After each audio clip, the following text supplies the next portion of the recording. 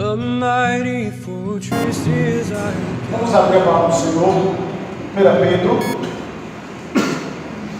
primeira epístola de Pedro,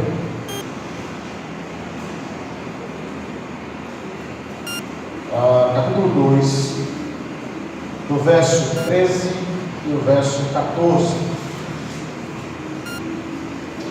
1 de Pedro, capítulo 2, verso 13 e verso 14.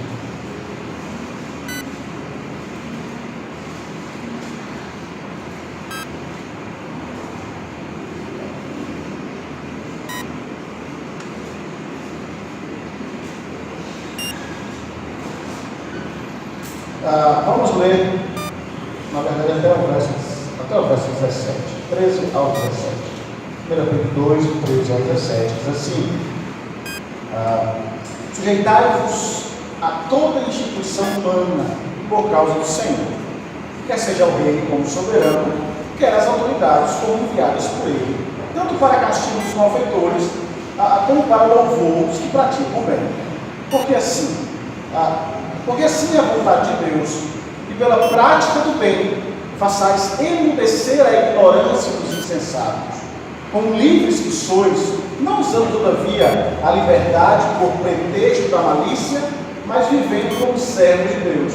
Tratai todos com honra, amai os irmãos, temei a Deus e honrai o Rei. Amém. Meus irmãos, nós começamos, na verdade, a estudar sobre um tema muito delicado e muito negligenciado dentro das igrejas, que é o tema relacionado ao que a Bíblia ensina sobre a política. Na verdade, qual é a participação da igreja no cenário político de uma sociedade? É um tema que precisa ser discutido, porque nós acreditamos, se entendemos a suficiência da Escritura, que ela é apta para servir, para nos ajudar, para nos orientar, ela é suficiente para nos ajudar em todas as esferas da vida, inclusive no nosso pensamento político, ou no nosso pensamento como cidadão, frente ao cenário político de uma sociedade. Tá? Então veja, em meio ao caos moral que vive a nação, que vive o mundo, soluções sempre são buscadas para tentar resolver o problema. Nós vimos nos dois primeiros estudos que nós tratamos aqui, duas visões que eu considero extremamente equivocadas com base bíblica, que é que nós tratamos, sobre o que a igreja pensa sobre a participação dela nesse meio, nesse cenário. Nós vimos o primeiro, que foi a ideia de uma religião dominante, que se a igreja estiver ligada, ou se houver uma religião dominante no Estado, certamente a religião iria influenciar de modo positivo o governo, de tal modo que não daríamos nesse caos. E nós vimos, naquela oportunidade, que isso é uma falácia, que não resolveria, que não é isso que a Bíblia defende. A segunda questão, o segundo estudo, nós vimos aquela ideia que é muito comum nas igrejas modernas, nas igrejas evangélicas, que o papel da igreja não é falar sobre política, o papel da igreja é apenas evangelizar. E vimos também que, por mais bonita que seja essa frase, não é assim que a Bíblia ensina, que nós temos que evangelizar sim e ensinar todas as verdades que foram propostas por Cristo ao longo da sua vida, e elas incluem uma vida em sociedade e como a igreja deve se envolver. Então foi isso que nós vimos nos nossos dois primeiros estudos. Então, hoje eu quero mostrar o que a Escritura nos ensina, como ela mostra que nós devemos, como deve ser a nossa influência dentro da sociedade. E você vai perceber que essa influência, ela precisa ser extremamente expressiva, tá? A influência, ela precisa ser expressiva. Veja bem o que eu quero dizer com esse termo. Os crentes, a sua vida de fé, aquilo que você crê, aquilo que você acredita ser verdade, e verdade de Deus para o mundo, deve procurar influenciar o governo civil conforme os padrões morais de Deus e conforme os propósitos de Deus para o governo revelado na Escritura. A nossa influência expressiva deve levar a mostrar o que a Bíblia diz a respeito de como o homem deve viver nesse mundo. E isso nós precisamos entender, viver e mostrar como isso deve influenciar toda a sociedade. Claro que, enquanto nós, como crentes, devemos exercer a nossa influência, não podemos impedir que a sociedade, que as pessoas discordem daquilo que nós cremos, ou entendemos como regra de fé ou de base para a vida. Nós não podemos negar isso, né? Que as pessoas, elas não tentem não aceitar, mas isso não quer dizer que porque as pessoas rejeitam ou porque as pessoas não aceitam e não entendem que essa verdade sirva para eles, isso não quer dizer que a igreja deve parar ou apenas pegar essa verdade para si e viver apenas dentro da vida religiosa. Não. Então, o que nós precisamos é influenciar de maneira cativante, gentil, solícita, persuasiva, tá? Para mostrar à sociedade que cada circunstância pode ser administrada ou vivida segundo a verdade de Deus. Vocês lembram que quando a igreja primitiva começa a desenvolver lá em Atos, existe um termo muito interessante que se fala da igreja. O texto diz que ela crescia, né, que ela dividia todos os seus bens, que a igreja começava a contar com o quê? Com a simpatia de todas as pessoas. E a igreja, naquele momento, faz isso vivendo o Evangelho. E é o que nós precisamos entender. É realmente viver o Evangelho. Tá? É nesse momento que nós esbarramos em alguns problemas, como nós vimos na última oportunidade, Gabriel citando a questão de um professor dele, dizendo que a fé, aquilo que ele crê, ele não pode impor às pessoas porque é dele. Que ele não pode impor às pessoas porque nós vivemos em um país, uma sociedade laica, uma sociedade onde não existe uma religião oficial. E eu acho interessante também estar pesquisando sobre isso. Não sei se vocês sabem, mas a história do nosso país ser um país laico não era para se tornar isso que é hoje. Por quê? Vocês sabem quem foi que lutou? Quem foi as pessoas que lutaram para que o nosso país fosse um país laico? Pastores. Inclusive, Ashton Simon, pastor presbiteriano que fundou a nossa igreja aqui no Brasil, era um dos envolvidos na luta para não se ter uma religião oficial no nosso país. A ideia era, a igreja católica não pode ser a única religião oficial para que a igreja protestante possa pregar o Evangelho e assim ter liberdade de culto, poder chegar nos locais, ter os seus templos e poder pregar. Hoje, aquilo que nós lutamos por direito é levantado contra nós para não poder se aplicar a Escritura na sociedade. Você percebe como a coisa inverte? A questão é que quando fala em laicismo, tem duas vertentes. A nossa vertente é o laicismo francês, que foi adotado, que é você fica com a sua religião aqui e a esfera pública é totalmente neutra. A versão que Simon e outros lutaram era a versão anglo-saxã, que diz que a religião ela é separada do Estado, mas ela tem um papel na hora de criar a moral da sociedade. Sim, e aí essa defesa dos pastores para que o nosso país se tornasse dessa forma, acabou hoje, pelas vias imoral de uma sociedade sem Deus, usada contra a própria igreja, a ponto de que nós não podemos usar a Escritura para nada. Estávamos tratando com algumas pessoas e elas diziam, Mas você não pode impor essa verdade. Você não pode usar a Bíblia para tentar combater alguns problemas. As pessoas não entendem a importância da Escritura para tal. Mas nosso objetivo hoje é mostrar como a Escritura apresenta casos de homens, mulheres, servos de Deus ao longo da história que influenciaram, que entenderam o seu papel cristão, ou o seu papel de servo de Deus, dentro da história, para que a história seguisse um curso benéfico para a igreja. Nos dois primeiros estudos, nós vimos as visões equivocadas. Hoje eu quero mostrar para vocês aquela visão que eu acho ser a melhor da influência cristã dentro da sociedade. Então veja, nós temos a Bíblia nos mostrando, nos ajudando de maneira muito simples a entender temas que devem ser vividos e defendidos por seus defensores, por aqueles que acreditam nela.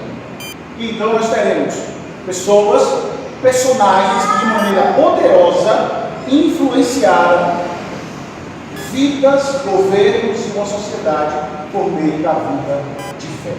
Tá? O primeiro exemplo que eu quero que vocês vejam é o exemplo de Daniel. Abra lá sua Bíblia, no livro de Daniel. Veja Daniel capítulo 4, verso 27.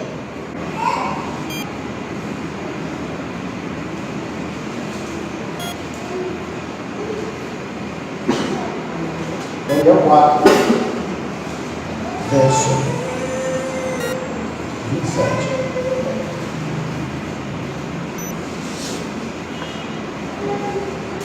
Quem puder ler, por favor? Portanto, aceita o meu conselho e põe pela justiça e teus pecados em tuas iniquidades, usando de misericórdia para com os pobres, e talvez se prolongue a tua tranquilidade. Isso, veja, Daniel exerce aqui uma forte influência sobre o governo da Babilônia. Olha o que ele diz: aceita o meu conselho, ó rei, e olha que interessante, abandona os teus pecados praticando a justiça, renuncie às tuas maldades, usando de misericórdia com os pobres, isso se quiseres prolongar a sua tranquilidade. A abordagem de Daniel aqui é uma abordagem extremamente corajosa, o oposto da abordagem multicultural de hoje, onde nós encontramos crentes até defendendo a ideia de politicamente correto. Você olha para Daniel e vê ele apontando para o rei dizendo: olhe os teus erros, abandone os teus pecados, pratica a justiça e renuncie às tuas maldades. Olha que interessante. Será que Daniel especificou em mais detalhes quais seriam os pecados e as iniquidades que exigiriam mudança na vida de Nabucodonosor? Veja bem, ele diz ao governante mais poderoso do mundo de que a maneira que Deus desejava que ele deveria seguir. Hoje, o que nós temos visto? Nós temos visto, vamos olhar para o nosso cenário, nós temos visto candidatos à presidência do nosso país com acesso muito fácil a pastores. Já viu? Pastores indo abençoar, pastores em reunião com os candidatos e abençoando, e quase decretando a vitória do camarada.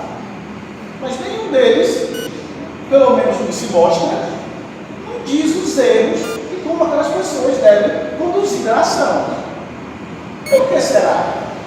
É igual aqueles profetas falsos, que só dizia aquilo que a pessoa queria ouvir. E aí nós temos um profeta de Deus se aproximando do rei, do governador, e dizendo: olha, abandone os seus pecados. Porque, olha, o nosso contexto sugere que Daniel contou para ele, mostrou para ele quais eram os erros que eles deveriam abandonar, porque ele ocupava um cargo elevado na corte de Nabucodonosor. O texto diz que ele era governador de toda a província da Babilônia e chefe principal de todos os sábios da Babilônia. E estava com frequência na corte real. Ao que parece, Daniel exercia um papel importante de conselheiro. Por isso é razoável supor que, a respeito dos pecados que ele disse que o rei deveria abandonar e das maldades, tenha sido seguida de uma conversa mais demorada, na qual ele vai especificar as ações do rei consideradas boas ou más aos olhos de Deus. Daniel é um exemplo de alguém fiel a Deus que exerceu influência expressiva, não apenas sobre o governo civil, mas também sobre o governo debaixo da autoridade do rei. Tá? Você vai perceber que ao longo dos personagens que nós citaremos, todos eles exerceram uma função, e isso tem um propósito que eu vou falar no final. Tá? É algo extremamente sério e que terá implicações seríssimas em nossa vida, tá? Na vida de cada um aqui. Agora veja que interessante. Não é somente Daniel que nós temos a Escritura que exerce influência expressiva. Nós temos também Jeremias. Olha que texto extraordinário este de Jeremias. Abra aí Jeremias 29, verso 7. Olha o conselho de Jeremias aos exilados da Babilônia. Olha o que ele diz. E vai nos ajudar a entender também qual deve ser a participação da igreja hoje.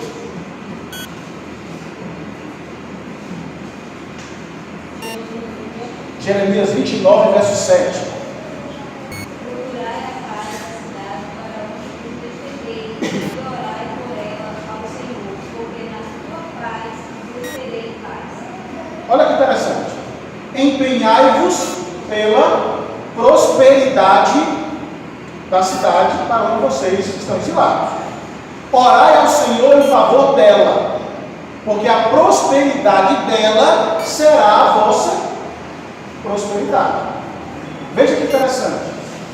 Nós lemos aqui na última oportunidade. Quando o mal governa, o que acontece? O povo sofre, inclusive aqueles que são tementes a Deus.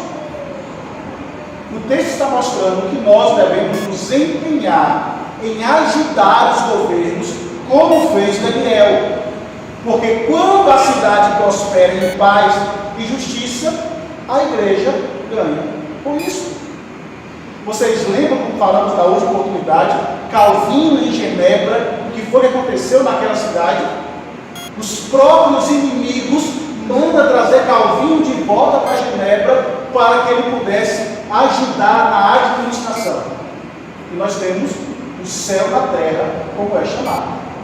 Tá? A verdadeira prosperidade de uma cidade é promovida por leis e políticos coerentes com os ensinamentos de Deus na Bíblia, e não por leis contrárias ao ensino.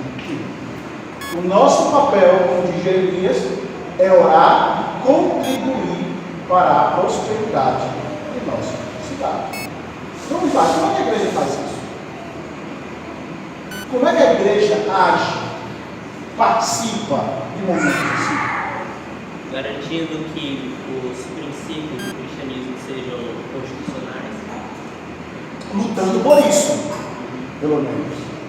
Lutando para que os princípios bíblicos eles sejam defendidos, sejam constitucionais em nosso país. Olha que interessante.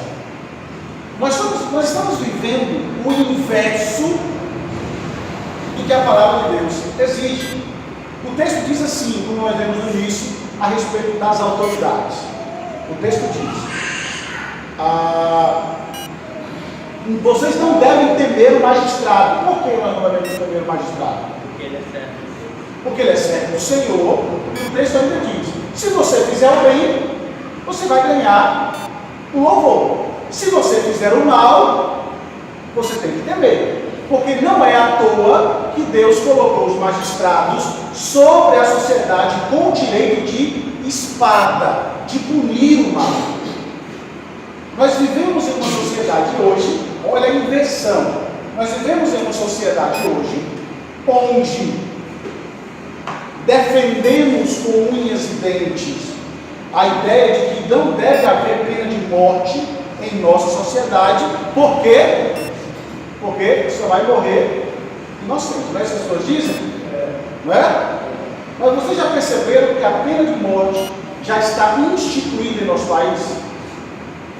A pena de morte já está instituída em nosso país. Só que o problema é que quem controla, quem vive, quem morre, não é a justiça. São os bandidos. Você percebe a inversão da coisa? Quando os princípios de Deus não são aplicados, o que o diabo faz? Inverte a ordem. Quem decide quem vive e quem morre são os bandidos. E eu achei isso extremamente sério, porque um dia desse assistindo um vídeo, o rapaz foi preso e perguntaram para ele por que ele matou a jovem. E ele disse porque ela olhou com cara feia para mim.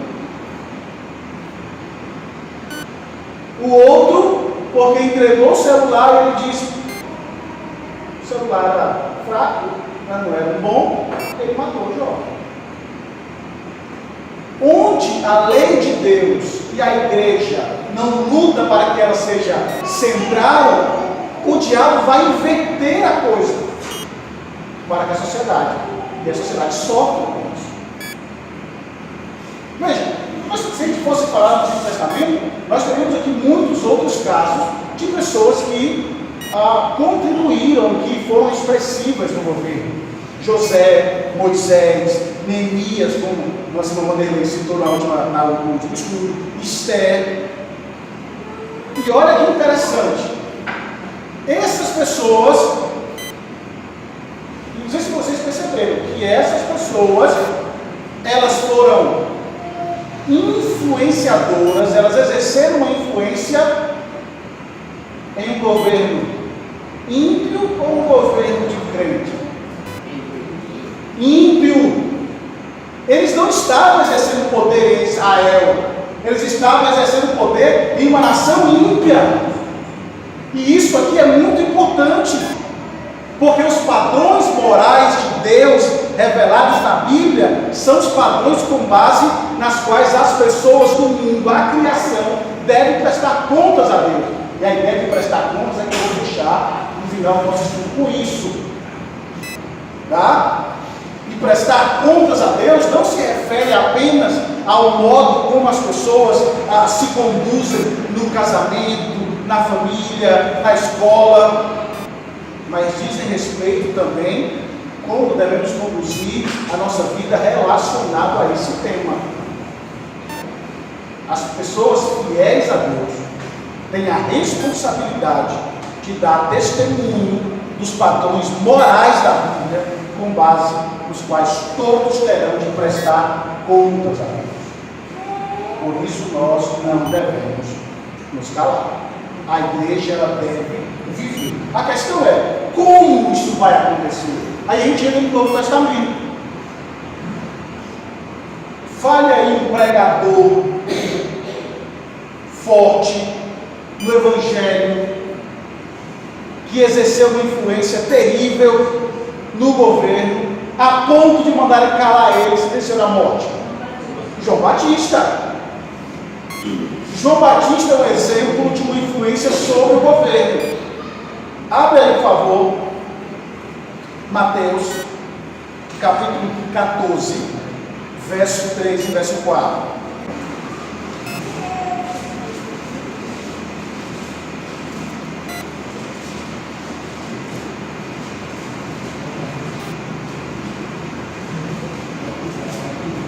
Porque Herodes, havendo prendido e atado a João, meteram no cárcere por causa de Herodias, mulher de Filipe, seu irmão.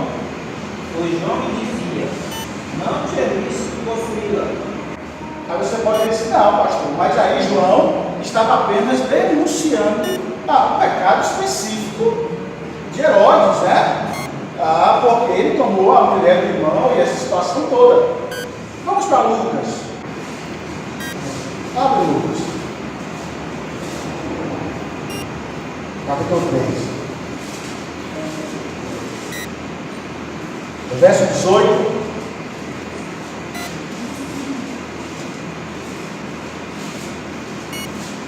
Lucas 3. Assim, pois, com muitas outras exortações, anunciava o Evangelho ao povo. Até o verso 20. Até o verso 20. Mas Herodes estava sendo repreendido por ele por causa de Herodias, mulher de seu irmão, por todas as maldades que o mesmo Herodes havia feito. Acrescentou ainda sobre todas as de lançar João de casa. Veja, o texto diz que ele repreendeu não só por causa de Herodias, mas por todas as maldades que o mesmo Herodes havia feito. Todos os males incluía certamente atos perversos do governante do povo. João Batista o repreendeu por todos eles e falou com ousadia, né, a funcionários do império sobre como aquilo estava errado, e tudo isso promoveu ódio no coração de Herodes a ponto de Herodes ter e mandar prender. Então veja, nós temos casos no Antigo Testamento, nós temos casos no Novo Testamento. Veja Paulo, abra aí Atos capítulo 24, diz assim, Atos 24, verso 24, verso 25.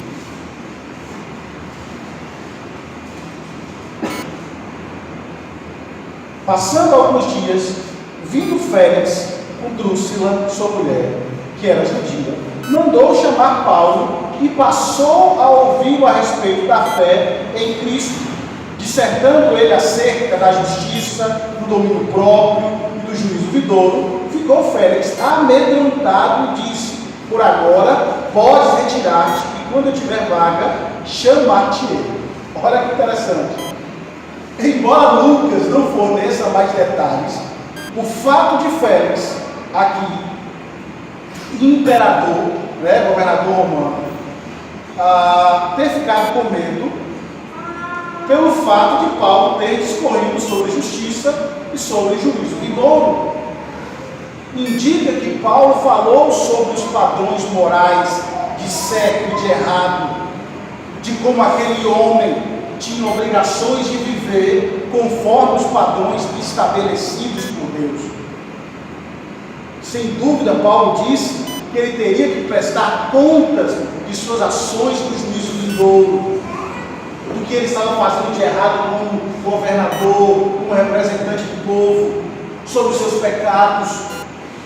O termo aqui, discorrendo, usado por Lucas, é usado para indicar um diálogo com uma discussão. Houve uma discussão, né, de ensino onde Paulo estava falando com esses homens. Não é difícil imaginar esse homem perguntando: e como eu vou tomar a decisão relacionada a isso? Como é que eu vou fazer quando isso acontecer? Paulo é, portanto, um excelente exemplo da tentativa de exercer influência cristã expressiva sobre o outro. Por isso, irmãos, não existem desculpas para nós, hoje, de não exercermos influência. A Bíblia não deixa de falar, ou a Bíblia não se cala sobre assuntos como esse. Exemplos da Escritura não faltam. Essas influências sobre governos não são casos de pouca importância em trechos obscuros da Escritura. Nós temos personagens importantes na história falando, tratando e influenciando de maneira muito positiva a respeito das verdades de Deus. Veja, se nós acrescentássemos aqui as listas de pessoas, você vai perceber todos os profetas que falaram a rei Ímpios e a reis de Israel, pessoas que exerceram esse tipo de influência. Mas por que de tudo isso? Veja que interessante. responsabilidade de influenciar é tão grande, porque Deus vai cobrar de nós essa influência. Isso porque cidadãos de uma democracia têm a responsabilidade de entender e de viver e de ensinar e de influenciar por meio do ensino bíblico a sociedade em que ela vive.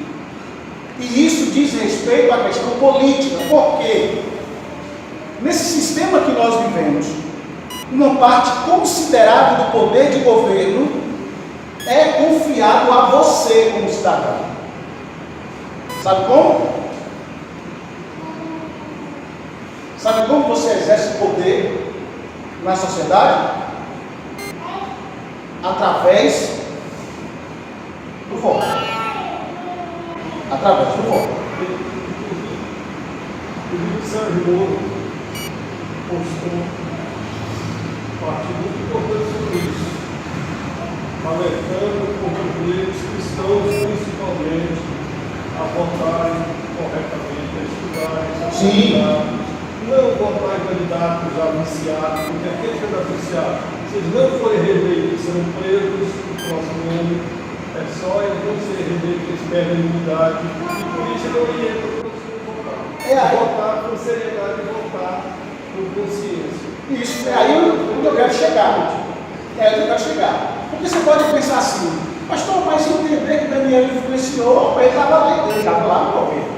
Entender Jeremias, entender todos os outros, eu posso até saber, eu sempre li essas histórias e sei o que a Bíblia diz. Não tem para onde correr.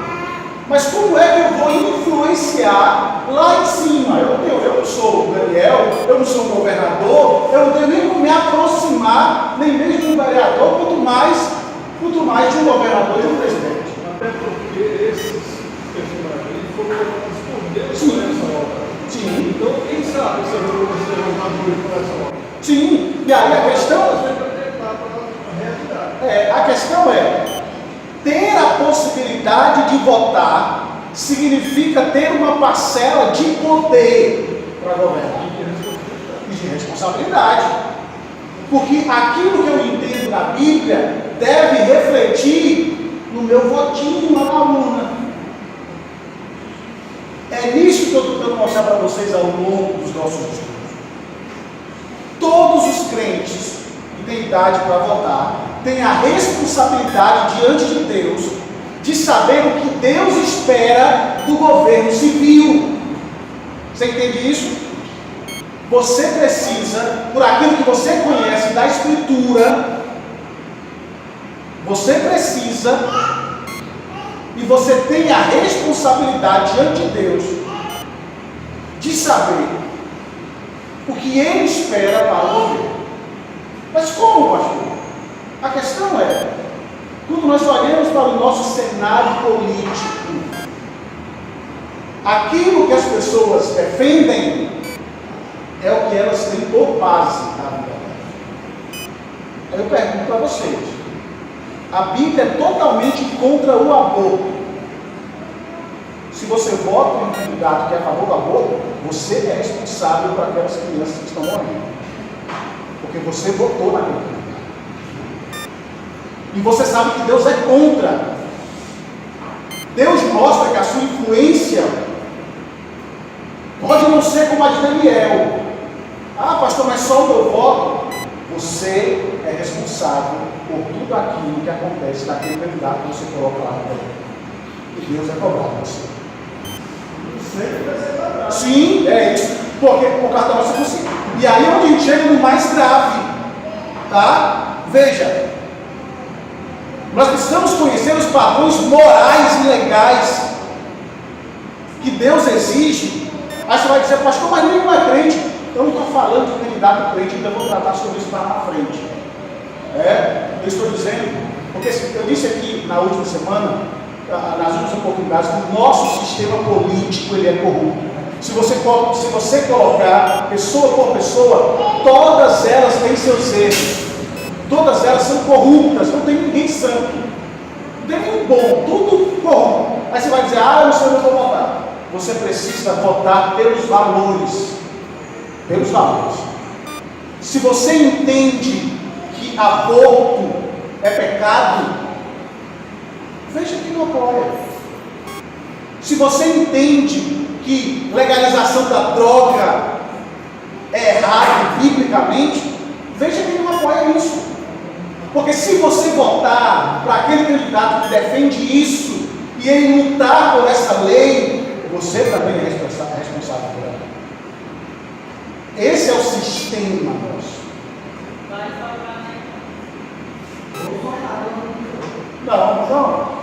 Não é a ideia, gente. Não é a ideia. Se você olhar, você vai perceber que você tem que ver valores. Tem que ver valores. Tem que ver valores. E aí a questão dos valores morais e bíblicos. Isso nós precisamos entender. A questão ética. A questão ética bíblica. Você precisa pensar nisso. Se você botar em todos eles no papel, coloque. É simples. Pegue o que eles defendem, coloca lá no papelzinho e veja quem é o que defende menos atrocidade. É assim que você vai ter que votar.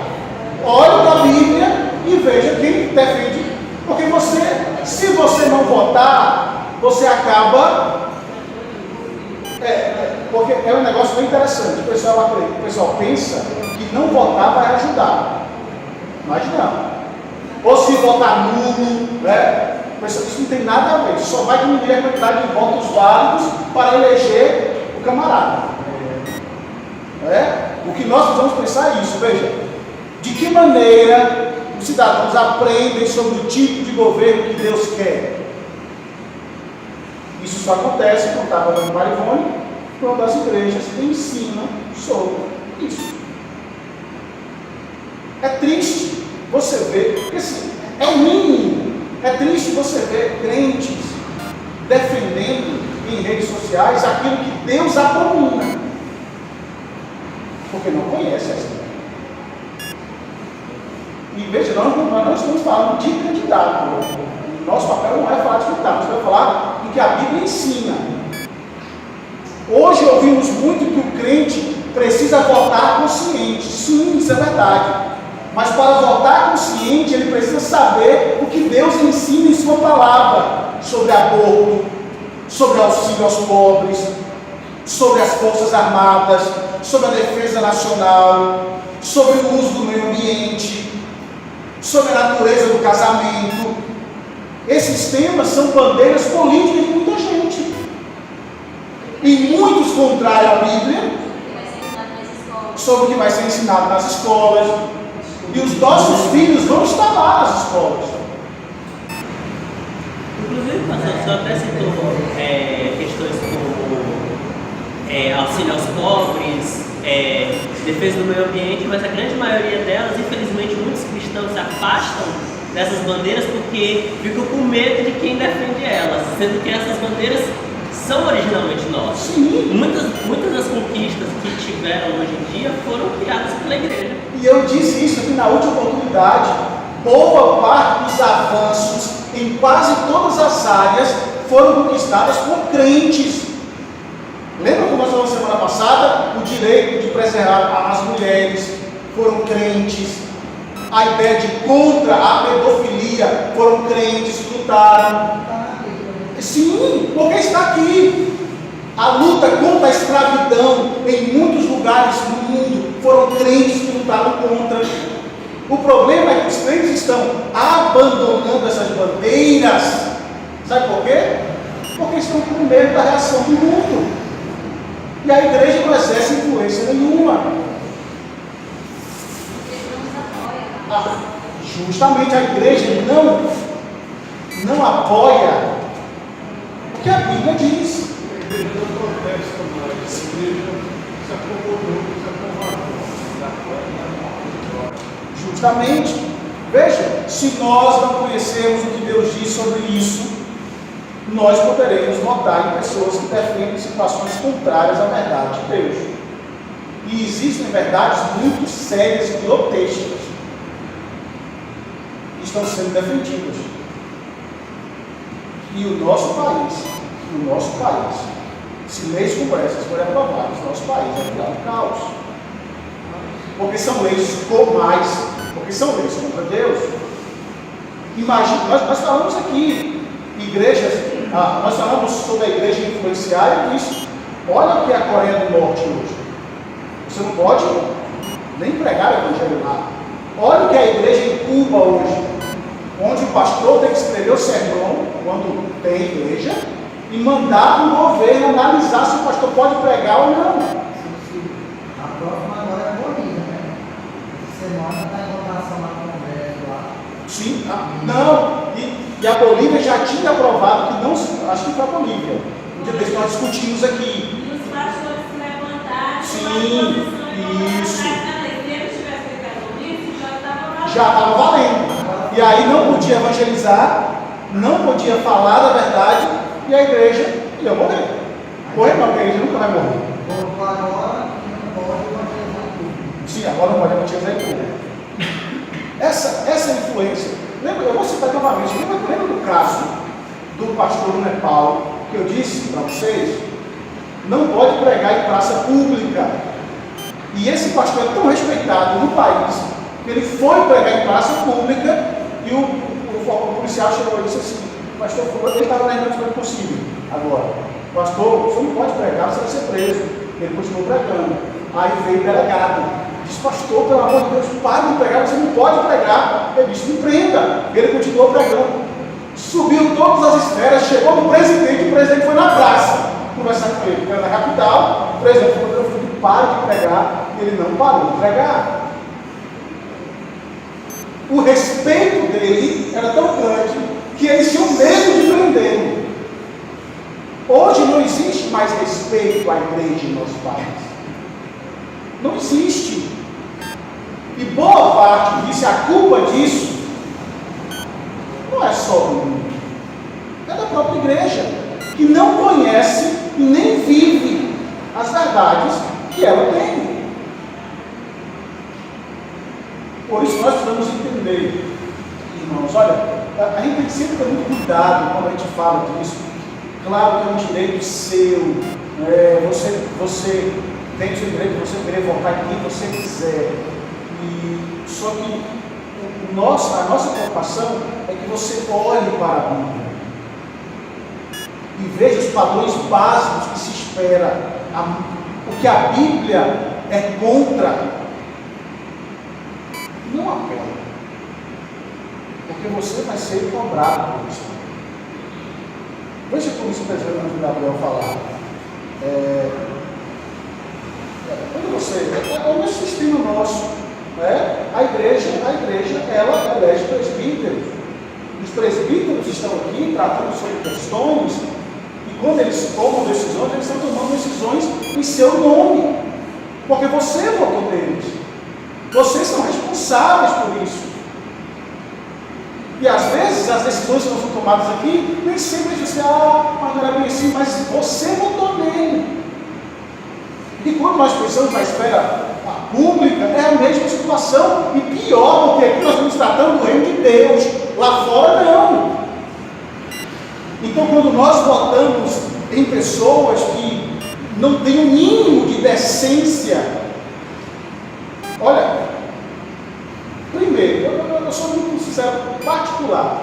Partido que tem nome comunista no meio já nem voto. Porque é uma luta, o pessoal invade a propriedade privada, que a Bíblia defende, é contra valores bíblicos totalmente. Então isso não existe. Nós precisamos ter uma consciência cristã quando pensamos na nossa influência. Você pode pensar que ela não é grande, mas ela é. Se todos os crentes pensassem biblicamente, inclusive nesses momentos, certamente faria diferença no nosso país. Tem uma questão também que é que muitas vezes a igreja se tornou uma espécie de sucursal do próprio governo, como quando pastores são uma pessoa política nesse sentido. Inclusive tem até Ao invés de nós tornarmos a igreja um centro de adoração a Deus, nós tornamos o cara um ídolo. O candidato é o nosso ídolo. E esse é o propósito. Infelizmente, as igrejas perderam o sentido correto da coisa e foram para um lado totalmente errado.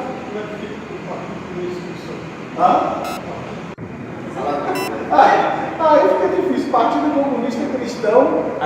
Não, mas aí é o PCC. Aí o PCC já não está, né? Aí o PCC já não está. Então veja.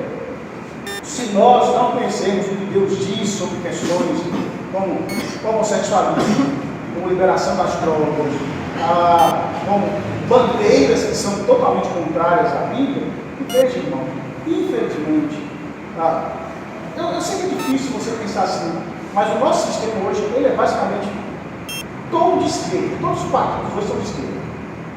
E a esquerda, ela é contra a Bíblia. Ela é contra a Bíblia. O viés dela é tanto que ela é marxista, uma luta entendendo que a igreja, porque as pessoas precisam se libertar da religião. Então, se nós não tivermos uma consciência cristã, eu sei que é difícil para o cenário que nós estamos vivendo. Como a nossa mulher disse, não vai sobrar nenhum. É difícil.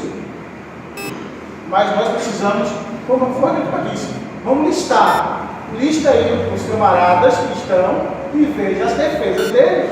Aí você vai, que tiver defendendo menos heresia, ou que tiver mais ou menos indo pelo rumo, para que a gente tem que pensar. Porque eu vou dizer uma coisa para vocês, nós vemos aqui, se os maus governarem, a igreja vai sofrer. Aí a nossa responsabilidade não é só do presidente. Não. Sim. Não damos a importância para eles são os mais importantes. Eles que vão legislar e votar as leis que estão saindo por aí. A gente subescolher, nós como igreja, nos sofrer ainda mais. Ainda mais, porque a gente não pensa nisso. É tanto que às vezes, talvez eu não vou ficar perguntando o nome do candidato aqui, mas você lembra que você votou para deputado federal na última eleição? Você lembra? Mas a gente não lembra. Porque às vezes a gente nem olha, a gente nem vota por aquilo que a pessoa defende. Não, é daqui da região a gente vota, é daqui de Marabá, ou é da região do sul do Pará, ou então alguém diz assim, olha, alguém na hora lá, do Carajá, ou então do estado de Carnaval defender. Então assim, a gente não sabe nem a bandeira do camarada. Quando chega, está lá defendendo coisas que você não crê, mas você votou nele. E aí, onde eu termino, é justamente para mostrar o seguinte: os profetas de Deus falaram, Deus trará juízo sobre você se você não mudar essas questões. Deus trará juízo sobre nós, se nós não pensarmos. Eu já falei aqui uma vez que os nossos políticos, eles não estão muito interessados em fazer pelo bem do próximo, né? Você anda nas nossas estradas aqui, a nossa estrada tem um mínimo de acostamento. O camarada conseguiu asfalto para as nossas estradas, só pensando no dia que ele ia ganhar no acostamento. Ele ganhou aquele dinheiro todinho. E aí todos os acidentes que tem naquela estrada vai cair na conta dele, e Deus vai cobrar dele. Se Deus vai cobrar dele por viagem assim, de quem colocou ele lá? É por isso que nós temos que pensar, porque nós somos responsáveis. E se eu voto contra a minha consciência cristã, é pior ainda. Porque se eu sei que é errado e apoio, eu estou fazendo deliberadamente. Porque uma coisa é você fazer, mas eu não sabia. Você já foi negligente porque não pesquisou. Mas deliberadamente ainda é pior. Porque você está indo pecando sabendo que o negócio vai ser terrível. E Deus nos chama a ter essa consciência. Tá? Ele vai pagar a nossa dobrada e nós também.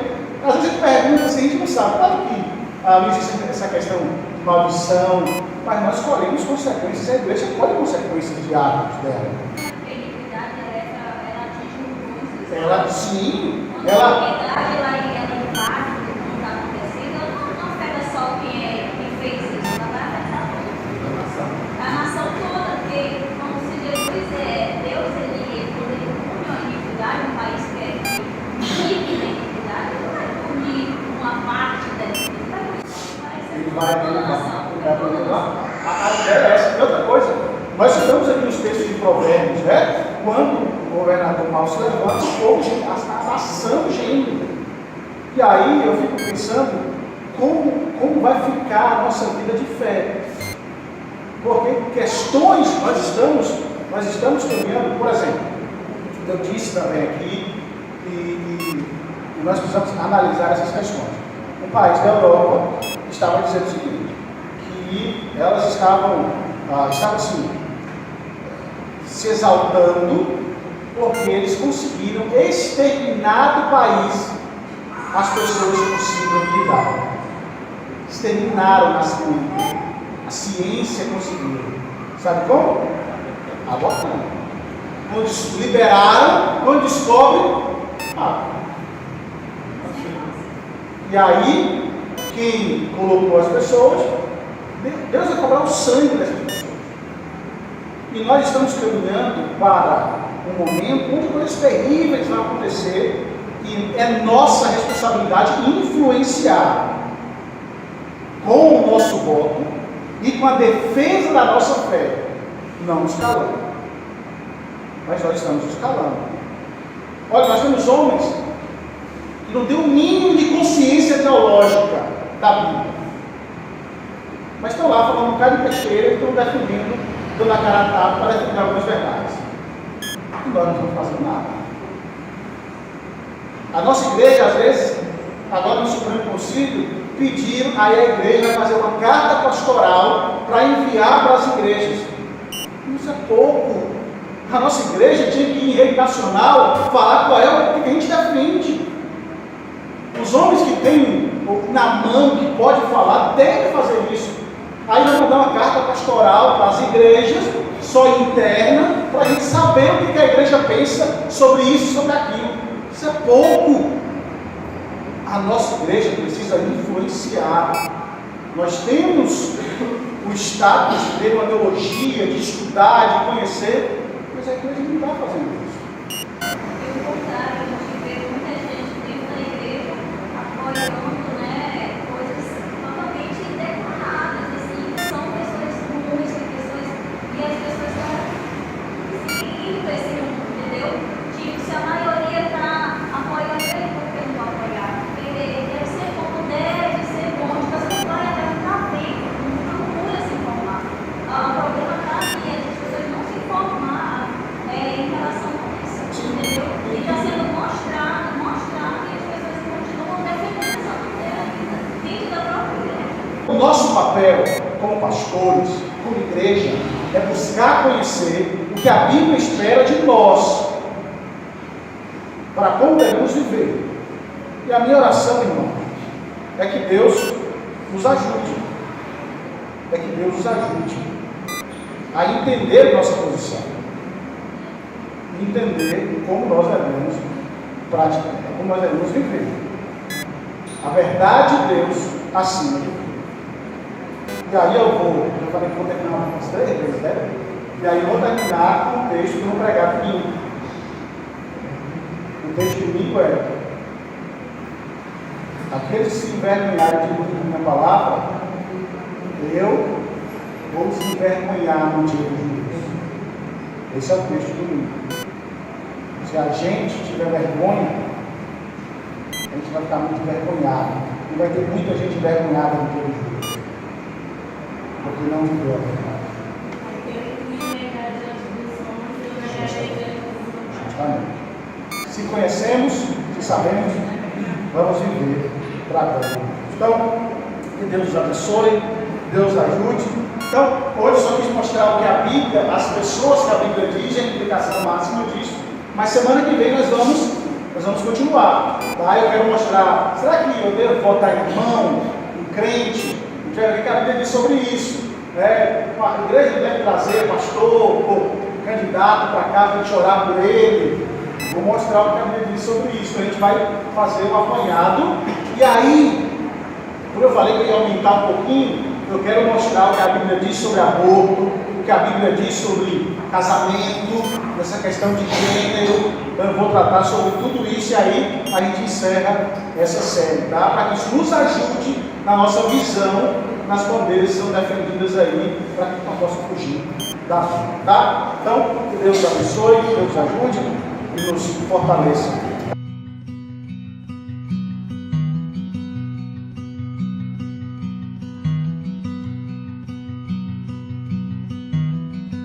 A mighty fortress is our God.